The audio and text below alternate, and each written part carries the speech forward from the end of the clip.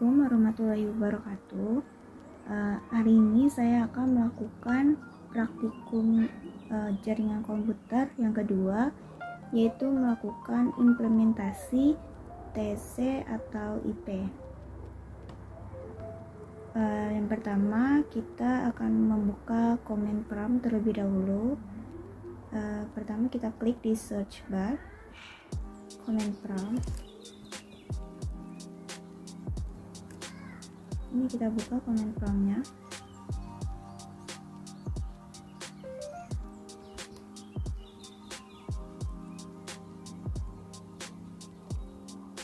Nah, perintah yang pertama yaitu ada cd. Kita ketik di command prompt-nya. Nah, cd ini digunakan untuk menavigasi dari satu folder ke folder lainnya. Perintah cd ini dapat melihat directory saat ini yang digunakan atau yang kita berada di mana. Untuk selanjutnya ada perintah cls. Nah, cls ini digunakan untuk mengembalikan tampilan ke semula. Dengan menjalankan perintah cls ini, semua perintah sebelumnya akan terhapus dan command prompt akan kembali ke tampilan awal seperti baru dibuka. Selanjutnya ada cls garis miring tanda tanya, yaitu membersihkan seluruh screen command prompt-nya. Selanjutnya ada perintah dir garis miring tanda tanya. Perintah ini digunakan untuk menampilkan file dan folder yang aktif.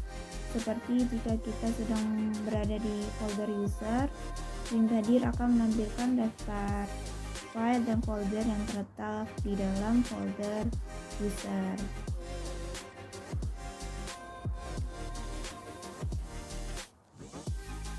Selanjutnya, yaitu ada ipconfig.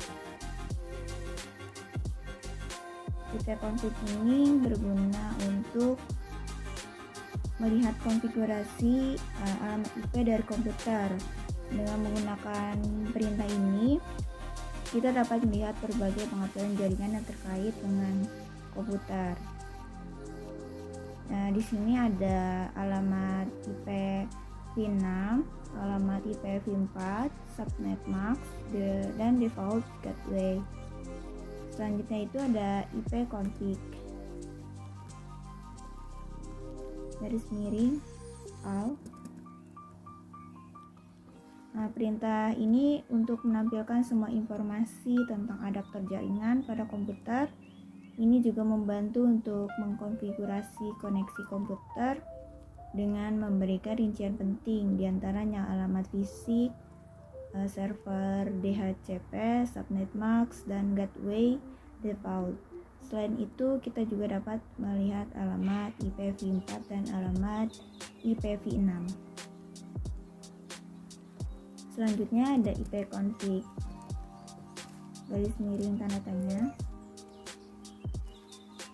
Perintah ini berfungsi untuk menawarkan bantuan kepada pengguna dengan menampilkan semua perintah yang tersedia dan cara terbaik untuk menggunakannya.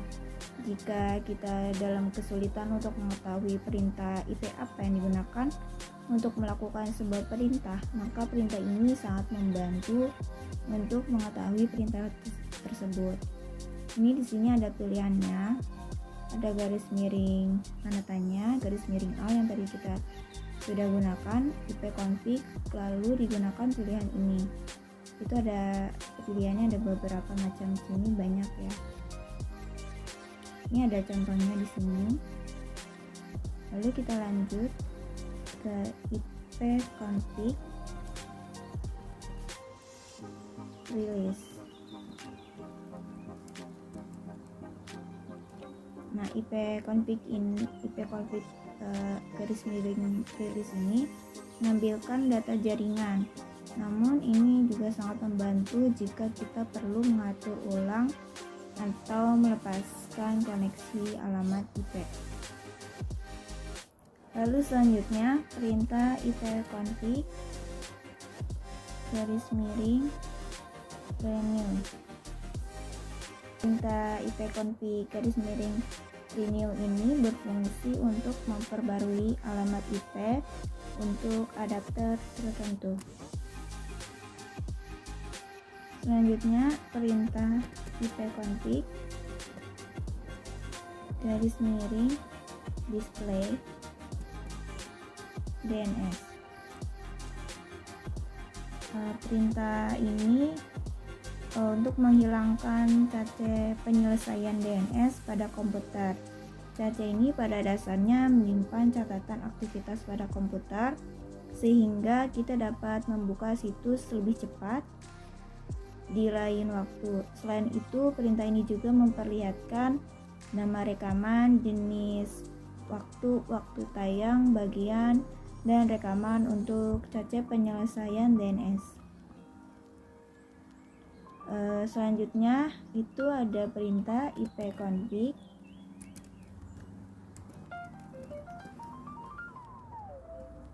flush DNS. Perintah ini digunakan untuk membersihkan cache DNS yang berguna untuk memecahkan masalah DNS atau menghapus informasi domain yang salah dari cache. Selanjutnya ada ipconfig_register DNS. Perintah ini untuk membuat atau memperbarui dalam register DNS pada komputer. Ini digunakan secara manual mendaftarkan rilis DHCP jika tidak terjadi sendirinya. Perintah ini juga membantu memperbaiki masalah DNS di komputer. Selanjutnya ada perintah ping.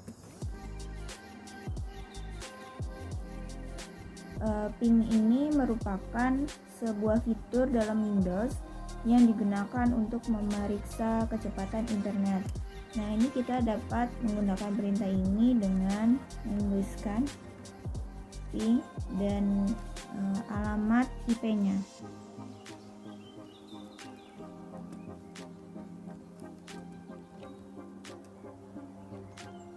Lalu di sini menampilkan seberapa kecepatan internetnya pada komputer yang digunakan. Lalu selanjutnya ada perintah netstart.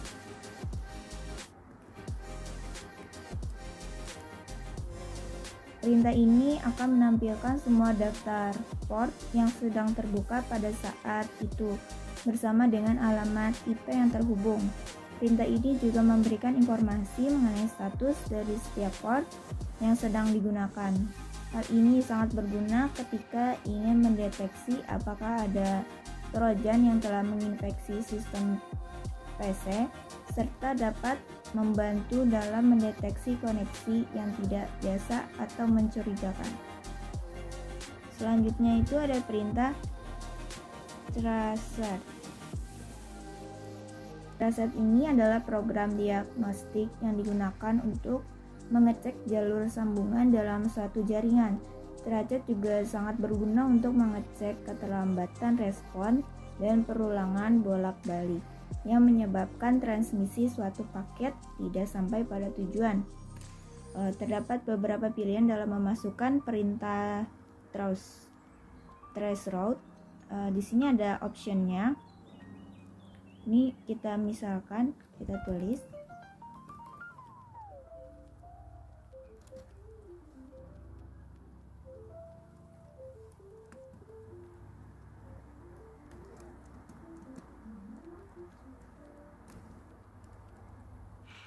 Nah, di sini ada beberapa informasi yang tadi kita sudah tulis, password dengan nama domainnya atau alamat IP kita. Nah, tracing route ini akan menunjukkan hop yang dilakukan untuk mengecek sambungan. Angka yang di baris kiri ini menandakan hopnya. Di tiap baris kita juga dapat melihat nama domain, ini nama domainnya, serta alamat IP tujuan. berikut dengan waktu yang diperlukan. Selanjutnya ada pathing. Pathing ini merupakan kombinasi dari ping dan threshold. Jika perintah ping hanya menguji koneksi jaringan antara sumber dan tujuan, pathing akan menguji koneksi ke setiap hop di antaranya. Saat menjalankan pathing akan menelusuri ke rute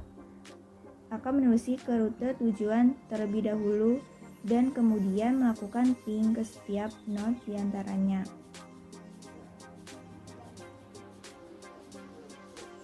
Ini untuk melakukan perintahnya kita juga bisa menggunakannya dengan kita tulis alamat IP kita.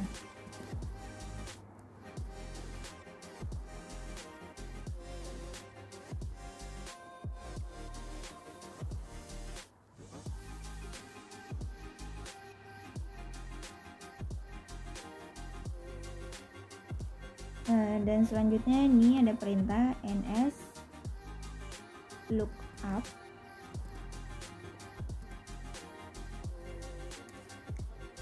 NS lookup ini kependekan dari name server lookup, yang merupakan sebuah perintah yang biasa digunakan oleh administrator jaringan untuk melakukan troubleshoot. NS lookup ini adalah perintah command line atau software utilitas sederhana yang tersedia di sebagian besar sistem operasi modern, termasuk Windows, Linux, dan Mac OS. NS lookup ini dapat berfungsi sebagai mesin pencari untuk mengkonversi nama domain atau host menjadi alamat IP. Ini contohnya kita bisa menuliskan sebuah domain website untuk mengetahui alamat IP-nya. Ini kita misalkan domainnya itu google.co.id.